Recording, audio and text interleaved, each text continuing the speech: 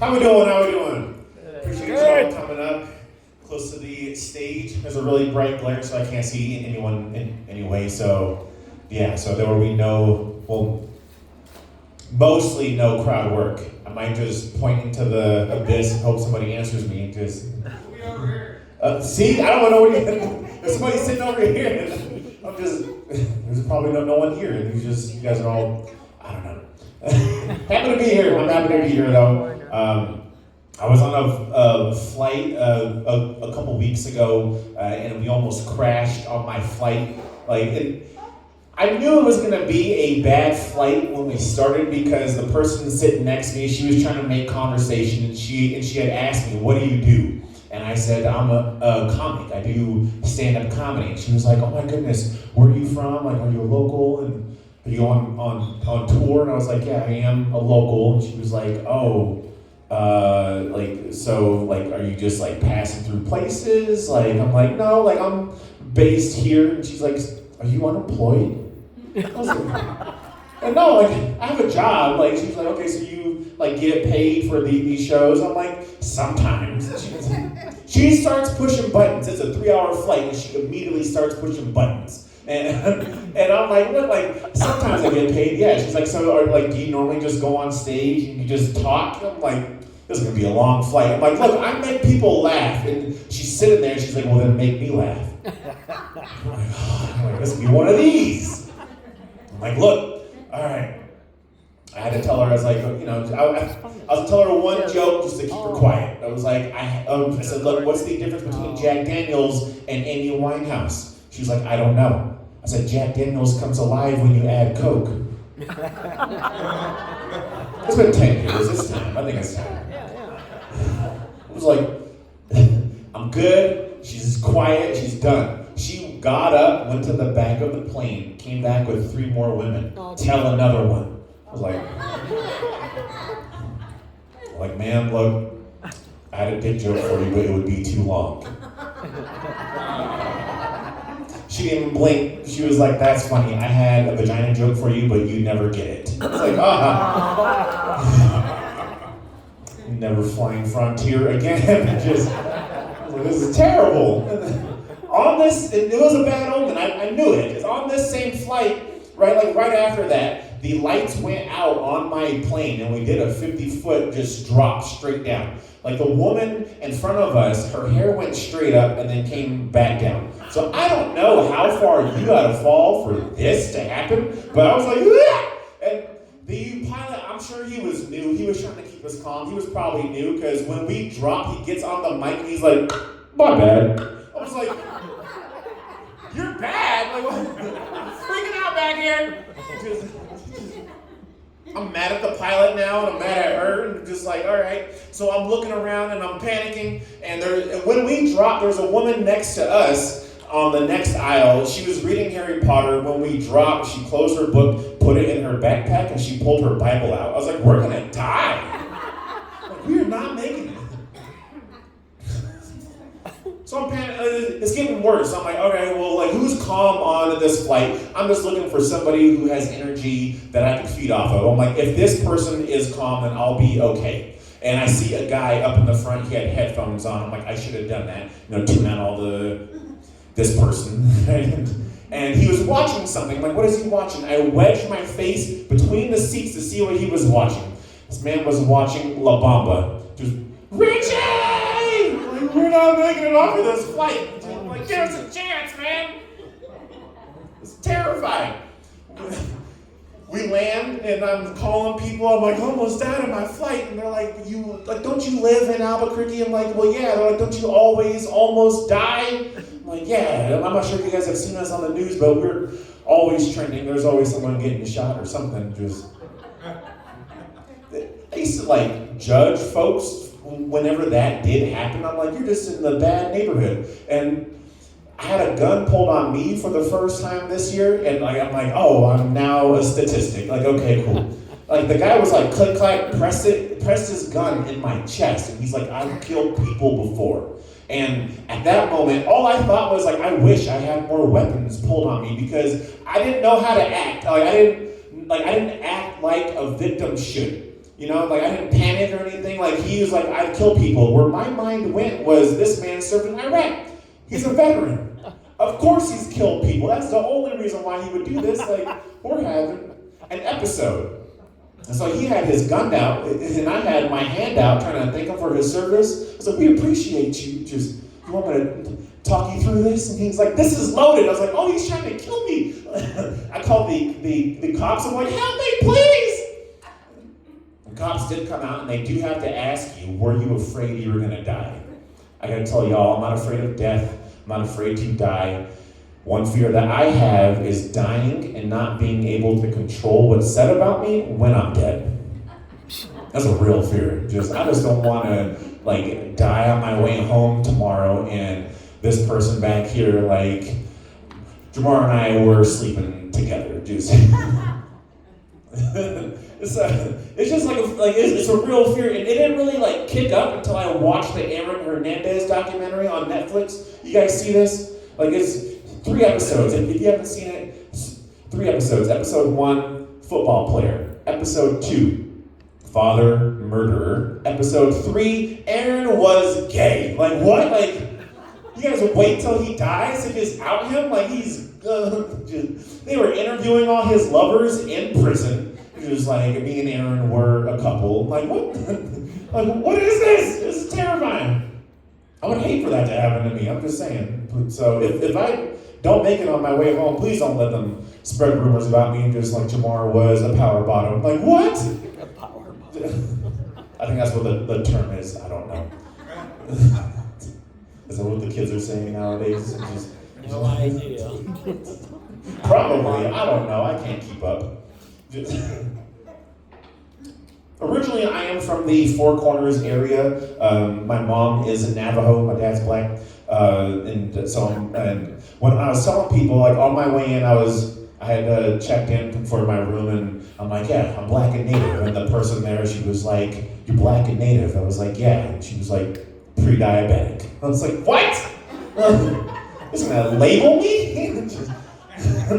Well, probably now, because I'm like, no. And she's like, well, what you can tell people is, you tell them that you're Afro-Indigenous. I was like, I like that. That sounds exotic. Like, that is smooth. That just flows. I got happy. I called my dad. I'm like, Dad, I am now Afro-Indigenous. And my dad was like, yeah, you do look a little ambiguous. I'm like, that's not what I said. Hold on.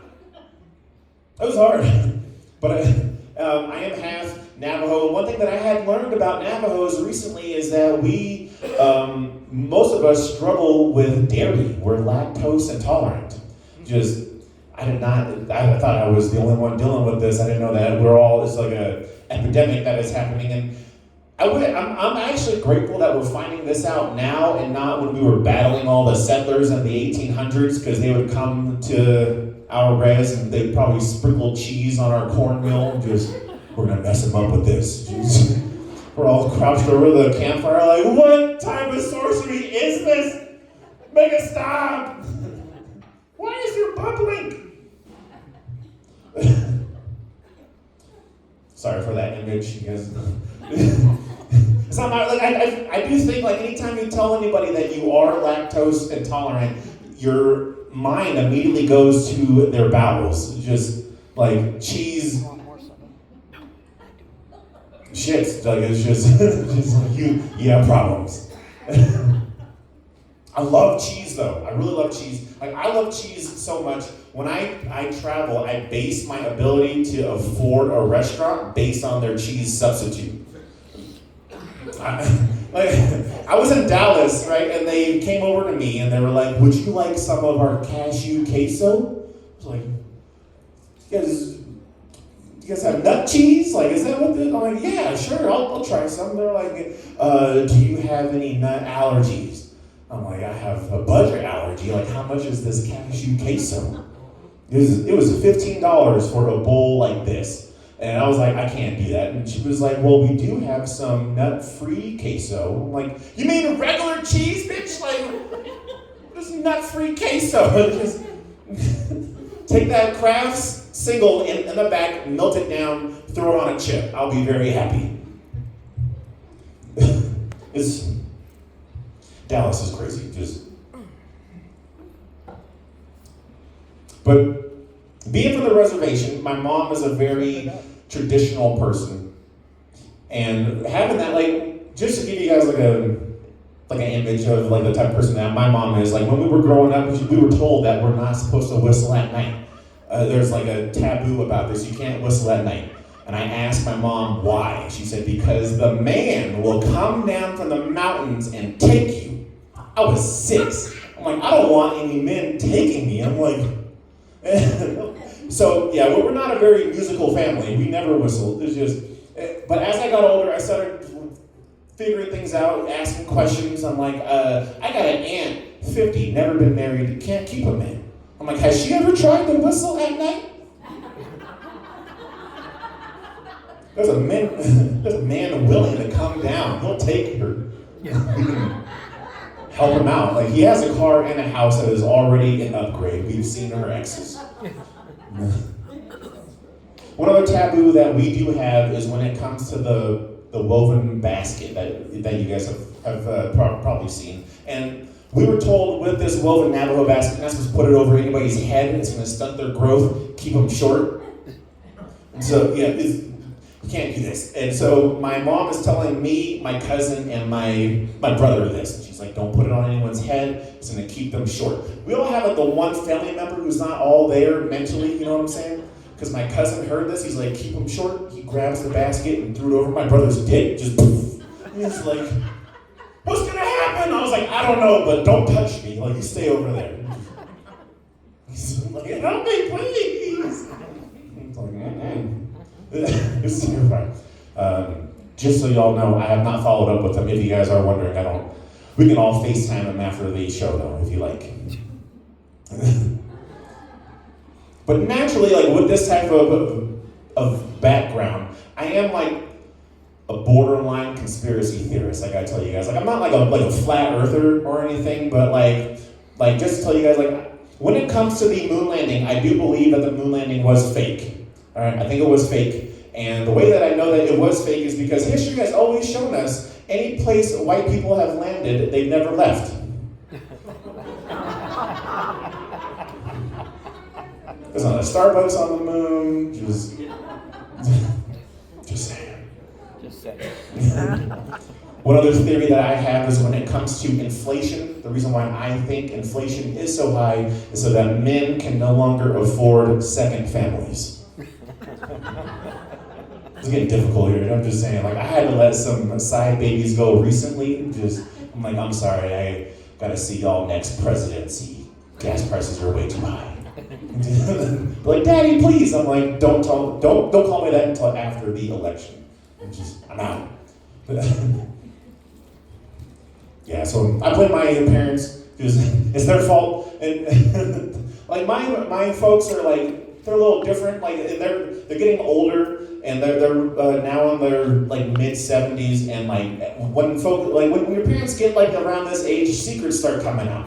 And this past weekend, I found out that I was an unplanned pregnancy. I don't know how many oops babies there are here. Just me? Okay. I thought I was with y'all. I was walking around with all this planned baby energy. No. And I have learned, like, it all comes down to the naming process. Like how parents name their children. You can tell if they wanted them or not. Like I have one younger brother. His name is Jordan. I asked my parents how Jordan got his name, how I got my name. My dad got excited. He's telling me about him, and he was like, it was amazing. I went hiking. I went to the mountaintop. I meditated. I drank from the fresh spring water. I hiked back down, and God blessed me with a vision. I was like, oh my goodness, like I'm the oldest. My story has to be amazing. Like, how did I get my name? He's like, it was day 3. They were kicking us out of the hospital. We found some Scrabble letters and just, Jamar. It's terrible. I was just mad because like I didn't get any prayer when my mom was pregnant. You know, like only prayer that I got was my mom praying that she wasn't pregnant. The stick is broken. People try to put like a little spin on it though. They're like, think about this, Jamar. You are the reason why your parents got married. I'm like, yeah, okay. But my brother's 18th birthday is when my dad filed for divorce.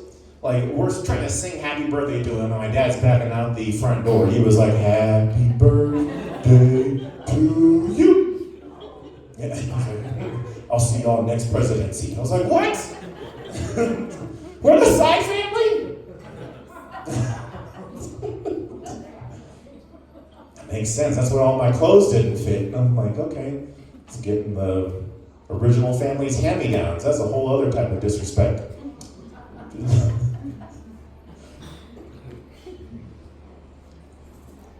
Speaking of clothes, I can finally fit this. I just recently lost 30 pounds, so I'm showing out a little bit. Yeah, thank you. I'm not sure if you guys have ever experienced this. Like, I didn't know I was gaining weight. I had fat creep up on me. You guys ever have this happen? Just like it wasn't like I didn't know. Like, I was like, my clothes started to fit like a little tight, and I was making excuses. I was like, yo, this shirt's fitting me kind of snug. I was like, I did have cheese in that one burger though, so I'm gonna bloat. I'm good. And I'm like, this is still like kind of like weird fitting. I'm like, I just don't know how to wash clothes. My shirt probably shrunk. Like, I'm good. I was driving, like the final straw, I was driving and I hit a speed bump and I felt my love handles jiggle. Like, that's just like, I'm fat, like I've gained weight, like okay, like I was starting to get boob sweat. I'm like, I don't know what to do with this. Like, it's just, this is a problem. I gotta lose weight. So I'm like, well, I don't know how to lose weight. Like where do I start? I don't want to go to the gym because people are gonna be staring at me. So I'm like, I'm gonna start off slow. I went to hot yoga, and it's not a good plan because, but I get to my first class and like, it's a weird situation because your guard is up immediately. Like, they want you to leave all your personal items at the front door. Phone, wallet, keys, shoes, right here. Room full of randoms. And so I'm in row number 2. They have us all in rows, so I'm in row 2. And I'm going down. And I don't know if y'all have been, I don't know what you guys call the guy leading this class, master or sensei or something, but he's back there. And so we all go down, and I hear like, I stand up, I'm like, sensei, someone's touching my stuff, and he's like, look inward. I was like, okay, I'm sorry. So I go back down, and there's a woman up in front, and so we would, I think it's called a downward dog. So we're doing this, and the woman in front, she had coughed. And like, I'm not like a science person, right? Like, I don't know how air travels through a person's body. I don't know what 100% humidity does when everybody's crammed. I don't know what it did to her body, but I know that cough went through her body and just turned into a fart, and right in my face. Right as sensei was like, now inhale, like, my knees are shaking. I was like, that tastes like Lululemon. Like, what? Oh my gosh. Now we're both coughing. Like, this is a problem. Like, I had to stand up again, and sensei is back there. He's like, look inward. I'm like, okay, all right. Now we're doing these. I think it's called a warrior's pose. So we're doing these. The woman next to me swings her arm back, hits me, knocks me out of my spot, and so I go to get back in my spot. Sensei is now standing next to me, looking at me. Look inward. It starts sounding funny. I don't know if I got sweat in my ears or something. I snatched this man up, and I was like, you call me inward one more time, I'm gonna kick your ass. People stop, everyone's staring at me, and he was like, no, look within thyself. I was like, oh my goodness, I'm so sorry. It was embarrassing. I stand him up, I walk away, he walks away, he's like, these niggas are crazy, and then I kick his ass. I had to do it. So I'm no longer allowed in hot yoga. It's a problem. Folks, some of that is like a good place to meet singles also. I don't know if that's true. You guys look like you're all paired up, so I don't know if you want to try yoga. If it don't work out, you find somebody sweating. Just make sure that you stand up in the front, don't stand behind anybody.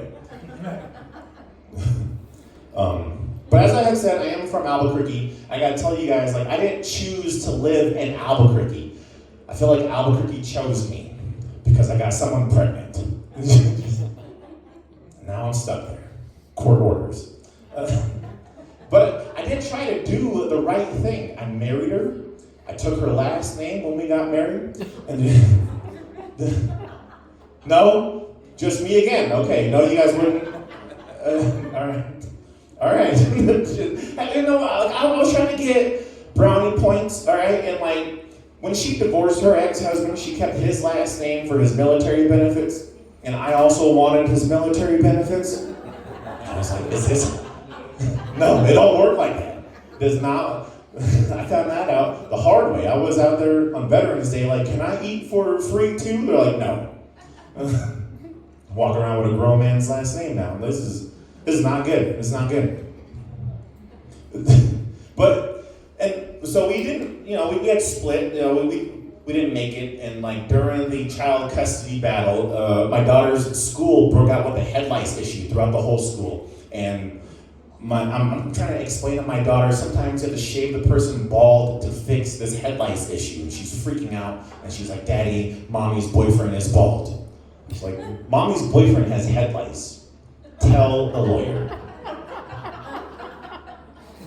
I got 50-50 custody out of that. I don't know how it worked out, but it was like, hey, you gotta play dirty sometimes, you know?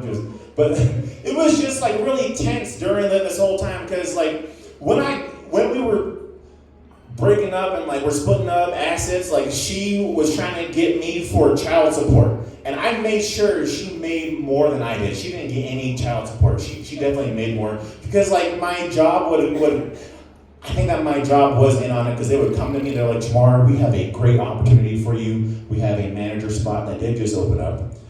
You would be getting a $5 raise. I was like, you guys keep me at $7.50 or I quit. It's like, I'm watching y'all. It was not good. But she still wanted child support. She's like, check his comedy money. Check his comedy money. I was like, yo, this whole time it has been a hobby to you. Like, I was with her when I started comedy. It was a hobby. I was like, now you see it as a career? Like, it feels good to be taken serious. Like, I like this. But she was trying to shake me down. Like the way that it happened was like, it would be like if you were getting robbed in your home and the person takes all your money and then they're like, empty out them couch cushions too. Like, what? You want everything? It was not like, it was like if you're like a grand chess master or something, and then he's going through a divorce, and like this whole time he's beating everybody, and his wife is calling it a hobby, and then she leaves, and she's like, okay, Mr. Chess Master, let me get some of the monies. So she was, but she wasn't getting nothing, but she didn't give up. So just to make sure that she was going to be getting some type of child support from me, now she's booking shows for me. She's like, I'm going to prove to y'all he's a real comedian. She's calling me up at like 3:30 in the morning, like, hey, what are you doing December 18th? I was like, I'm watching our kid. Not anymore. I got us a show. We are getting $400. Go make them laugh. It's a long way to go. I wouldn't recommend it. But I finally got myself my own manager. She's working hard. It's working out pretty good. But it is getting like really tense. And it hit like its peak when I found out that Albuquerque has a Are We Dating the Same Guy group. Not sure if you guys have that here. There's a group on Facebook. There's 46,752 members, active, accounting.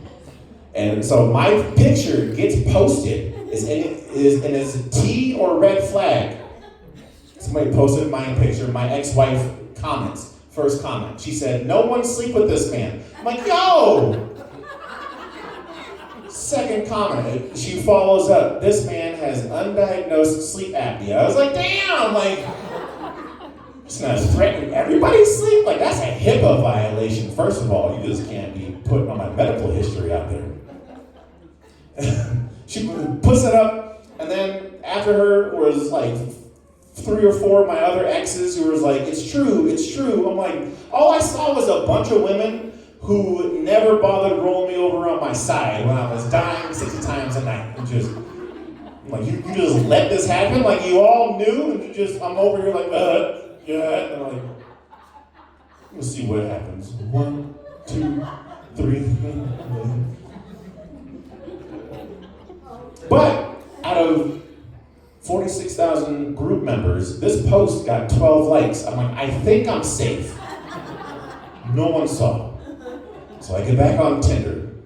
And the first match that I made on Tinder, she asked me, have you been tested? I said, of course, I get tested. And she says, so you finally got a CPAP? I was like, damn it! They know! The word is out. I can't date anybody. It's hard out here. And it's embarrassing. Like I did have like one date that went really well, right? And so we end up at her place and we make it do what it do. So we're laying there and then we fall asleep and I wake up at 3 a.m. just to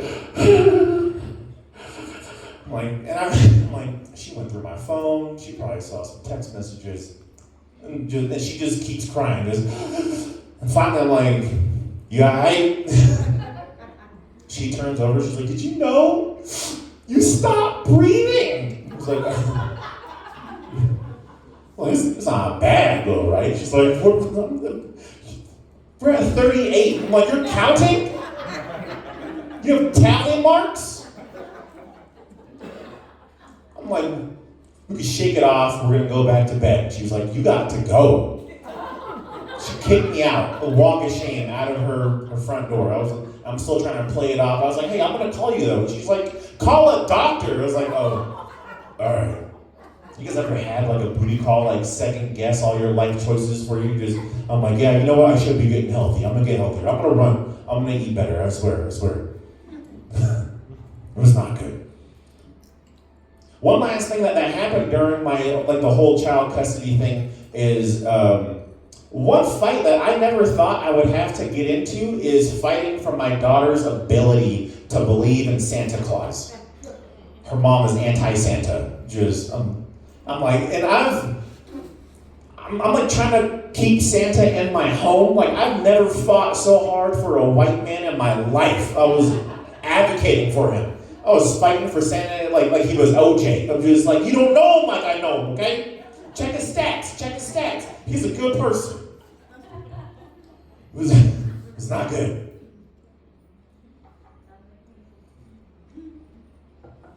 Yeah.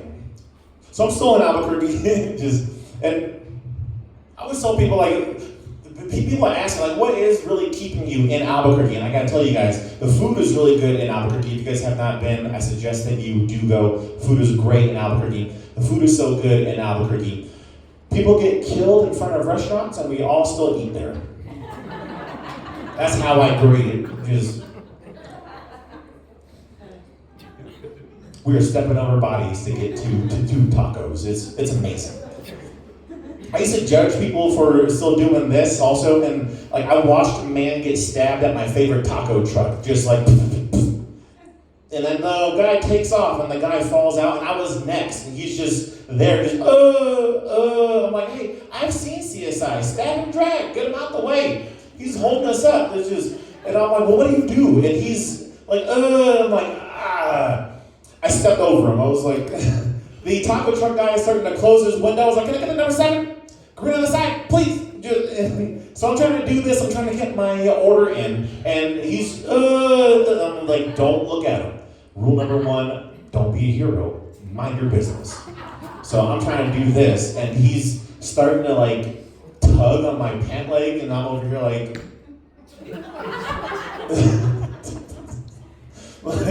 don't involve me. Like, I am not a witness. I saw nothing. And I'm just grabbing my box. I'm going to go home. And he's still pulling though. And I snapped and I looked down. I was like, I gotta look. And so I was like, what? All I heard was, look inward. I was like, Sensei? He stabbed Sensei.